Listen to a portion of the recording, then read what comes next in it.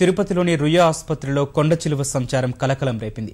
అటవీ ప్రాంత సమీపంలో ఉన్న కుష్టి వ్యాధి విభాగం పరిసర ప్రాంతాల్లో సంచరిస్తూ సెప్టిక్ ట్యాంక్లో పడిపోయింది.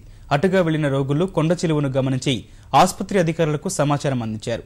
తిరుమలలో ఉన్న పాములు పట్టే నిపుణుడు భాస్కర్ నాయుడును పిలిపించి కొండ చిలువను బంధించారు. 18 అడుగుల పైబడి పొడవున్న కొండ చిలువ సంచారాన్ని సకాలంలో గుర్తించడంతో ప్రమాదం తప్పిందని ఆసుపత్రి అధికారులు తెలిపారు. కొండ చిలువను వెంకటేశ్వర జంతు ప్రదర్శనశాలకు తరలించారు.